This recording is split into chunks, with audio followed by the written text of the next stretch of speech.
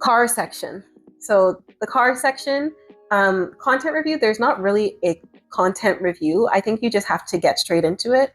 And the thing that you're going to be using to practice initially is going to be Jack Weston because that is going to be your free resource. So I would start off with Jack Weston. And I think people want to have some tips on this area. And so what my own recommendation is you want to get a feel for what the author is trying to say. So if you could step back and understand, like all of this is going to feel really fluffy, but this is the best that I have for you. You're going to want to take a step back and understand, what is the author trying to say? Are they arguing for, against, or are they being neutral in whatever topic that they're presenting?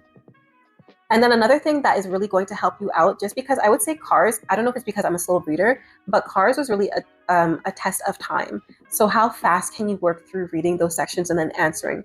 How it's formatted is you're going to get like a long passage. After this passage, they're going to ask you questions based on that passage.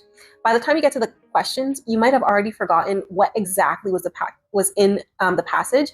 Even though you might understand in general what the passage was talking about, they might ask you some specific questions, and it's nice to know where to find the answers to those. So what I would do is, for each paragraph, I would literally, on that piece of paper that you get, the laminated piece of paper, I'd put down P1, P2, P3, P4, like for all the paragraphs that are in that passage.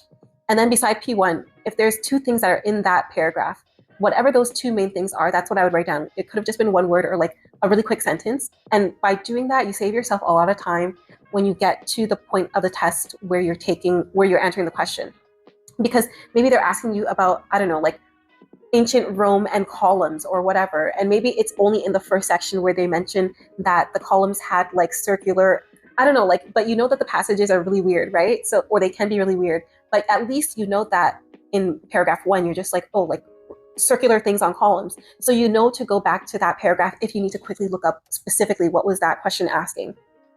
So that is how I would approach the car section, just having a really good understanding overall. What is the passage saying?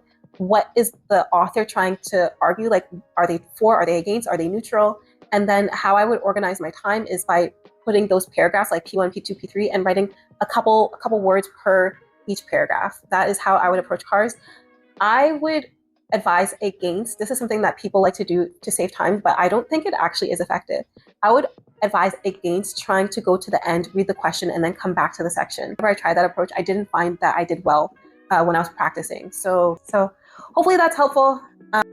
For more tips on the MCAT, watch my full video on the MCAT and see how I went from a 510 to a 520. Happy studying!